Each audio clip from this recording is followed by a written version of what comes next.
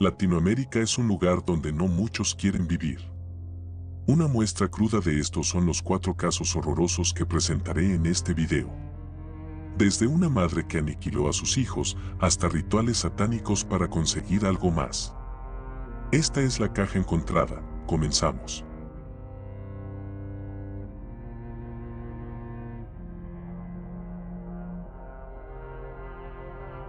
En la madrugada del 24 de abril de 1989, la ciudad de Querétaro se vio sacudida por uno de los casos más trágicos y perturbadores de la historia criminal mexicana. Claudia Mijangos, una mujer de 33 años, madre de 3 niños y profesora de catecismo, protagonizó un evento que conmocionaría a la sociedad mexicana y plantearía serias preguntas sobre la salud mental y el sistema judicial. Los hechos ocurrieron en la colonia Jardines de Querétaro, en una casa de clase media donde Claudia vivía con sus 3 hijos, Alfredo de 11 años, Claudia de 9 y Ana Belén de 6. Según los registros policiales, alrededor de las 5 de la mañana, los vecinos escucharon gritos provenientes de la residencia de los Mijangos. El primer oficial en llegar a la escena, Juan Martínez, documentó en su informe que encontró a Claudia en un estado de confusión extrema, manchada de sangre y murmurando oraciones incoherentes. En el interior de la casa, los investigadores descubrieron una escena que marcaría para siempre a los presentes. Los 3 niños habían sido atacados mientras dormían.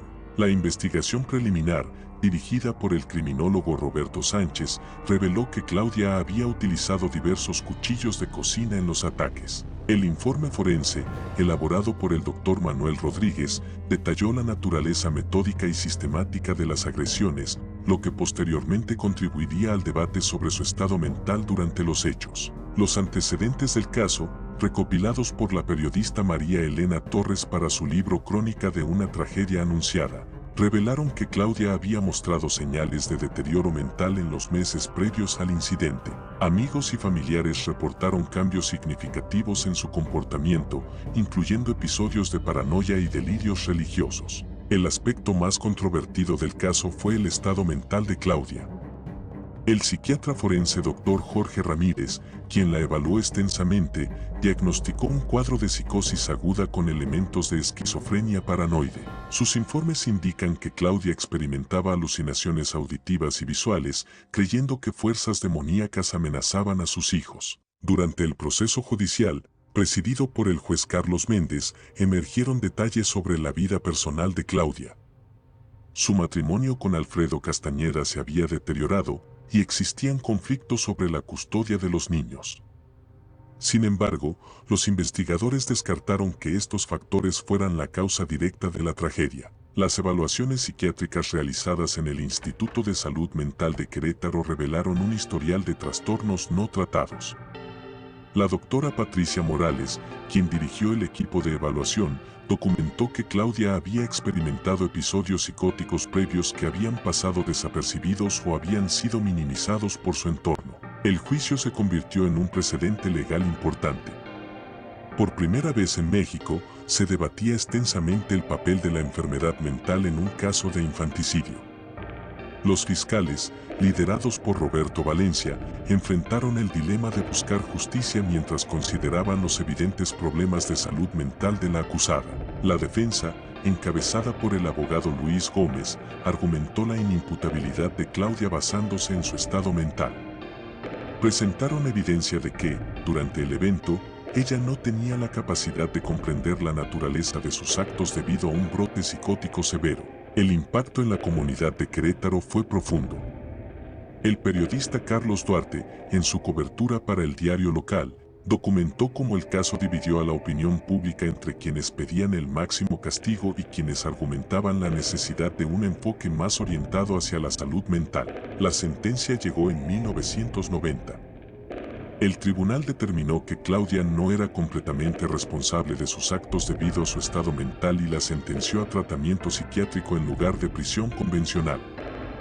Fue internada en el Hospital Psiquiátrico Fray Bernardino Álvarez en la Ciudad de México. El caso Mijangos tuvo repercusiones significativas en el sistema de salud mental mexicano. La doctora Elena Vargas, en su estudio Salud Mental y Sistema Judicial en México, señala que el caso expuso las deficiencias en la detección y tratamiento de enfermedades mentales graves en el país. Los años posteriores al incidente han generado diversos análisis académicos. El criminólogo Juan Pablo Morales, en su libro Crimen y Enfermedad Mental, utiliza el caso como ejemplo de la compleja interacción entre trastornos psiquiátricos y conducta criminal. El tratamiento mediático del caso también ha sido objeto de estudio. La periodista Laura Méndez, en su análisis Medios y Tragedia, critica cómo el apodo de la hiena deshumanizó a Claudia y dificultó una discusión más profunda sobre salud mental. Actualmente, el caso Mijango se estudia en facultades de Derecho y Psicología como ejemplo de la intersección entre enfermedad mental y responsabilidad penal. La doctora Carmen Rodríguez, profesora de Criminología en la UNAM, lo utiliza para ilustrar la importancia de la evaluación psiquiátrica en el sistema judicial. El legado del caso persiste como un recordatorio de la importancia de la atención a la salud mental y la necesidad de sistemas de apoyo más efectivos para personas con trastornos psiquiátricos.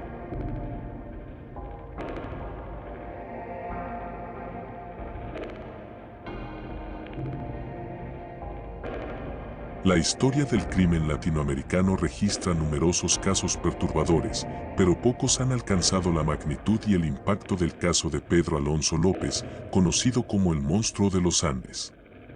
Sus crímenes, que se extendieron por 3 países, lo convirtieron en uno de los asesinos seriales más prolíficos de la historia. López nació en 1948 en Santa Isabel, Colombia, en un contexto de extrema pobreza y violencia. Según los registros policiales y las entrevistas realizadas por el criminólogo Víctor Gaviria, su infancia estuvo marcada por el abandono y el abuso. A los 8 años, su madre lo expulsó de casa tras descubrirlo en una situación comprometedora con una de sus hermanas menores. Las calles de Bogotá se convirtieron en su hogar durante su adolescencia. Los informes policiales de la época documentan sus primeros encuentros con la ley, pequeños hurtos y comportamiento antisocial que lo llevaron a un reformatorio. Fue allí donde, según sus propias declaraciones a la policía años después, sufrió abusos que marcarían su futura conducta criminal. La escalada de violencia comenzó en la década de 1970. López se desplazaba por Perú, Ecuador y Colombia, países cuyas fronteras porosas y sistemas policiales poco coordinados le permitían evadir la captura. El antropólogo forense Eduardo Ramírez, en su estudio Asesinos seriales en Sudamérica, señala que López aprovechaba las ferias y mercados rurales para seleccionar a sus víctimas, principalmente niñas de comunidades indígenas y zonas marginadas. El método operativo de López, según los archivos judiciales de Ecuador, donde finalmente fue capturado, seguía un patrón sistemático. Se ganaba la confianza de las víctimas ofreciéndoles pequeños regalos o trabajo, las llevaba a zonas aisladas y allí cometía sus crímenes. La fiscal María Elena Torres, quien llevó el caso en Ecuador, documentó que López mantenía un registro mental meticuloso de sus víctimas y podía recordar detalles específicos de cada crimen. La captura de López ocurrió en 1980 en Ecuador, pero no fue producto de una investigación policial sofisticada. Un intento fallido de secuestro provocó que los habitantes de un mercado en Ambato lo retuvieran y entregaran a las autoridades.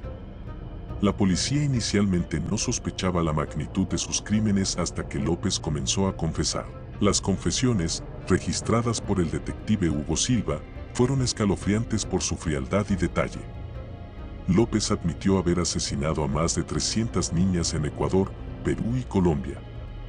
Aunque la cifra exacta nunca pudo ser verificada, las autoridades confirmaron al menos 110 asesinatos en Ecuador y varios más en los países vecinos. El proceso judicial en Ecuador reveló las deficiencias del sistema penal latinoamericano de la época. A pesar de la magnitud de sus crímenes, López fue sentenciado a 16 años de prisión, la pena máxima en Ecuador en ese momento. El juez Santiago Mena, quien presidió el caso, expresó su frustración por las limitaciones legales que impedían una sentencia más severa. La evaluación psiquiátrica realizada por el Dr. Ernesto Morejón en la prisión de Quito reveló un perfil inquietante. López mostraba una combinación de personalidad antisocial con rasgos psicopáticos marcados. Su capacidad para manipular y su falta total de remordimiento eran evidentes en cada sesión. Un aspecto poco conocido del caso, revelado por la investigación del periodista Carlos Duque, fue el impacto en las comunidades indígenas afectadas. Muchas familias nunca reportaron las desapariciones por desconfianza en las autoridades, lo que sugiere que el número real de víctimas podría ser mayor al documentado. La liberación de López en 1994 generó controversia internacional. Fue deportado a Colombia, donde pasó 4 años en un instituto psiquiátrico antes de ser declarado sano y liberado en 1998. El criminólogo James Wilson, en su libro Predadores seriales, calificó esta decisión como uno de los mayores fracasos del sistema judicial latinoamericano. Desde su liberación, el paradero de López es desconocido. En 2002, Colombia emitió una orden de captura internacional relacionada con un asesinato en 1999, pero nunca fue localizado. Según los últimos informes oficiales, podría estar muerto, aunque esta información nunca ha sido confirmada. El caso López provocó cambios significativos en la legislación penal de varios países latinoamericanos. Ecuador modificó sus leyes para permitir sentencias más largas en casos de asesinatos múltiples y Colombia fortaleció sus protocolos de seguimiento a delincuentes sexuales liberados. Las lecciones del caso siguen siendo relevantes hoy.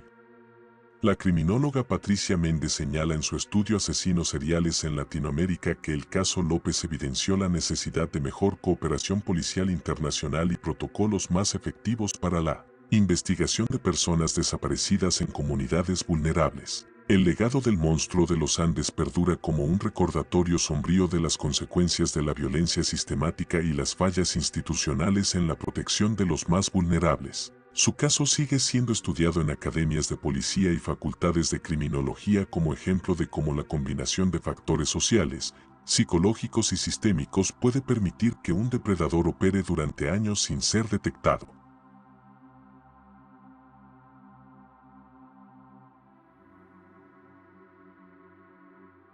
El caso de los narcosatánicos de Matamoros acudió a México y Estados Unidos en 1989, exponiendo una perturbadora convergencia entre el narcotráfico y las prácticas ocultistas. Los eventos que se desarrollaron en esta ciudad fronteriza revelaron una red criminal liderada por Adolfo de Jesús Constanzo y Sara Aldrete, quienes combinaban el tráfico de drogas con rituales basados en una perversa interpretación del palo mayombe. La historia comenzó a develarse el 9 de abril de 1989, cuando la policía mexicana, siguiendo la pista de un estudiante estadounidense desaparecido, Mark Kelroy, descubrió el rancho Santa Elena, ubicado en las afueras de Matamoros.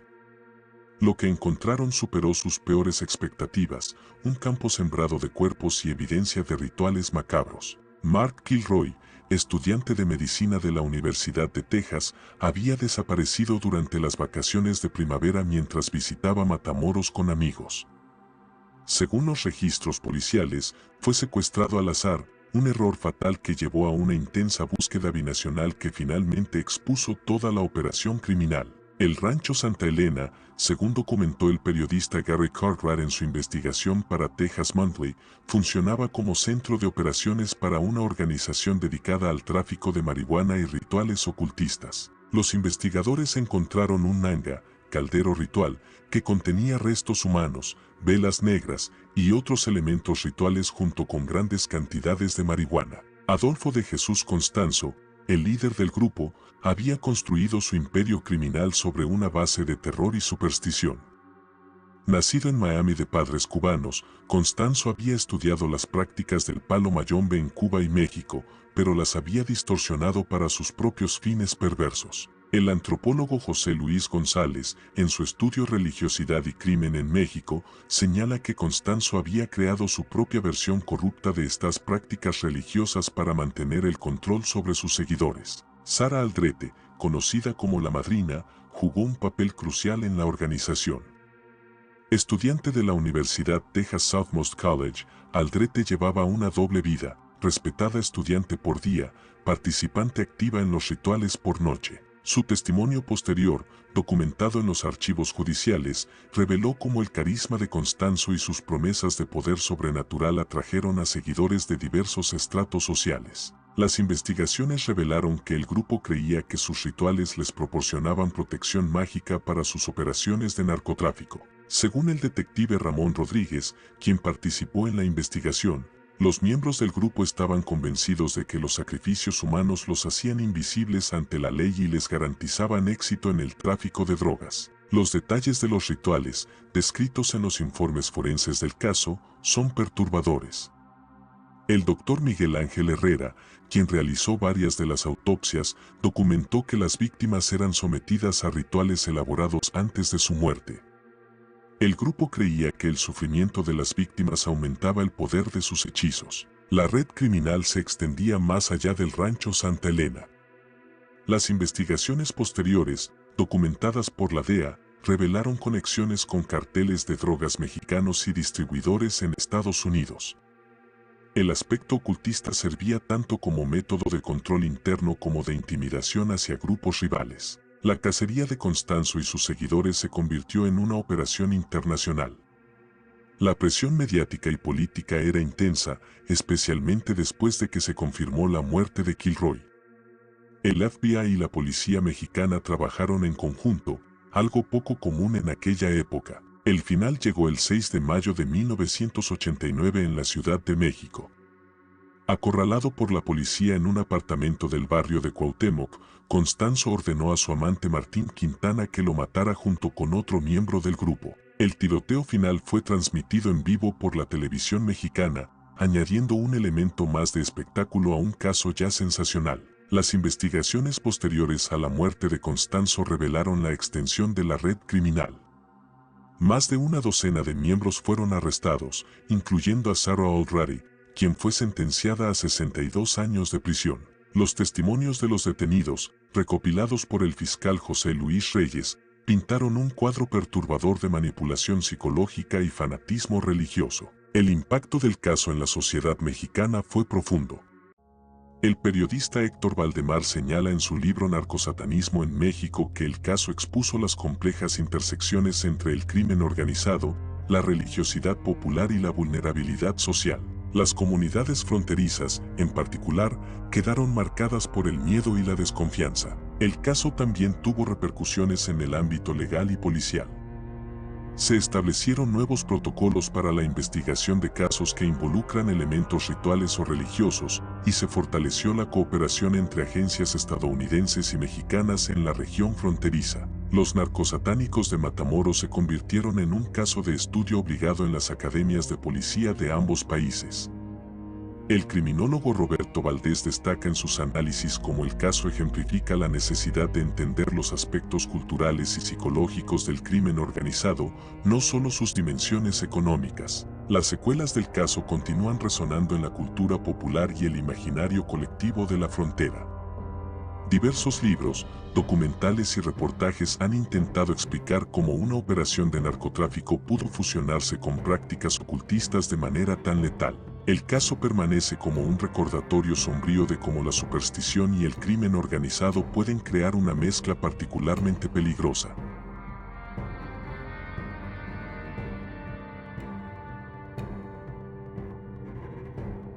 En marzo de 2012, el pequeño pueblo minero de Nacosari de García, Sonora, se vio sacudido por un descubrimiento macabro que revelaría una serie de asesinatos rituales perpetrados por una familia aparentemente común. El caso de Silvia Meraz y su familia expuso una perturbadora mezcla de creencias religiosas distorsionadas y violencia extrema. La investigación comenzó cuando las autoridades recibieron información sobre desapariciones sospechosas en la zona. Según los archivos de la Procuraduría de Sonora, la primera pista surgió cuando un informante alertó sobre actividades inusuales en una casa de la calle Guadalupe Victoria, donde residía la familia Meraz. El 15 de marzo de 2012, la Policía Estatal realizó un cateo en la propiedad. Lo que encontraron superó sus expectativas más sombrías: restos humanos enterrados en el patio trasero y evidencia de rituales dedicados a la Santa Muerte. El antropólogo forense Ricardo Morales, quien participó en las excavaciones, documentó que los cuerpos presentaban marcas consistentes con sacrificios rituales. Silvia Meraz, de 44 años, emergió como la líder de un culto familiar que creía que los sacrificios humanos traerían prosperidad y protección. La investigación, dirigida por el fiscal especial José Luis González, reveló que Meraz había convencido a sus familiares de que la Santa Muerte exigía sangre humana para conceder favores. Los miembros del grupo familiar incluían a su padre, Ramón Meraz, su hija Magdalena Meraz y otros parientes. Según las declaraciones ministeriales recopiladas por el periodista Eduardo Vargas para el diario El Imparcial, la familia había desarrollado un elaborado sistema de creencias que mezclaba elementos del culto a la Santa Muerte con interpretaciones personales y prácticas rituales inventadas. Las víctimas identificadas fueron un niño de 10 años, una mujer de 55 y un hombre de 36. La forma de selección de las víctimas, según reveló la investigación policial, seguía un patrón basado en las supuestas señales que Silvia decía recibir de la Santa Muerte. El criminólogo Pablo Ramírez, en su análisis del caso, señala que las víctimas eran personas vulnerables del entorno cercano a la familia. Los detalles de los rituales, documentados en los expedientes judiciales, son perturbadores. Las víctimas eran sometidas a elaboradas ceremonias antes de su muerte. El doctor Manuel Rojas, quien realizó las autopsias, encontró evidencia de que los asesinatos seguían un patrón ritual específico, con cortes precisos y posicionamiento particular de los cuerpos. Un aspecto singular del caso fue el nivel de participación familiar. La doctora Elena Torres, psicóloga forense que evaluó a los acusados, señaló en su informe que el grupo había desarrollado una psicosis compartida, donde las creencias delirantes de Silvia fueron adoptadas por todo el núcleo familiar. Este fenómeno, conocido como folia famil, es extremadamente raro en casos criminales. La comunidad de Nacosari, un pueblo de aproximadamente 11.500 habitantes, quedó profundamente impactada. El periodista local Carlos Márquez documentó cómo el caso transformó la vida cotidiana del pueblo. Las entrevistas con los vecinos revelaron que la familia Meraz había sido vista como extraña pero inofensiva, dedicada a prácticas religiosas poco convencionales. El proceso judicial, que se desarrolló en el Tribunal Superior de Justicia de Sonora, atrajo atención nacional. La fiscal Marta Sánchez presentó evidencia que incluía diarios personales, objetos rituales y testimonios que detallaban la evolución del grupo desde prácticas religiosas heterodoxas hasta los asesinatos rituales. Durante el juicio, emergieron detalles sobre la dinámica familiar. Silvia Meraz ejercía un control absoluto sobre sus familiares, combinando manipulación emocional con amenazas sobrenaturales. El psiquiatra forense Dr. Javier Medina, quien evaluó a los acusados, encontró patrones de dependencia psicológica y temor extremo a las supuestas consecuencias de desobedecer los mandatos de la Santa Muerte. La sentencia llegó en 2013. Silvia Meraz y los principales miembros de su familia fueron condenados a penas que oscilaban entre los 30 y 60 años de prisión.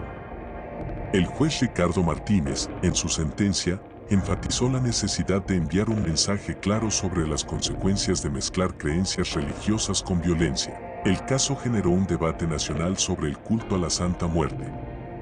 El antropólogo religioso Miguel Ángel González señala en su estudio Religiosidad Popular en México que el caso Meraz representa una desviación extrema y patológica, no representativa de la mayoría de los devotos de este culto popular. Las repercusiones del caso llevaron a cambios en los protocolos de investigación en Sonora. La Procuraduría Estatal estableció una unidad especializada en crímenes relacionados con rituales religiosos y se implementaron programas de capacitación para detectar señales de actividad sectaria peligrosa. El impacto en la comunidad académica fue significativo. El caso se convirtió en objeto de estudio en facultades de criminología y antropología. La doctora Laura Méndez, en su libro Violencia y Religiosidad en México, utiliza el caso Meraz como ejemplo de cómo las creencias religiosas pueden ser distorsionadas para justificar la violencia extrema. El legado del caso Meraz persiste como un recordatorio de cómo la manipulación psicológica y las creencias religiosas distorsionadas pueden llevar a actos de violencia extrema. También sirve como caso de estudio sobre la importancia de la vigilancia comunitaria y la necesidad de equilibrar el respeto por la libertad religiosa con la protección de los vulnerables. Gracias por ver el video hasta el final. Agradezco mucho el apoyo y agradecería si te suscribes y das like al video. Diariamente subo historias cortas de terror, así que si quieres tenerlas para escucharlas antes de dormir, no olvides seguirme. Yo fui la caja encontrada, y nos vemos.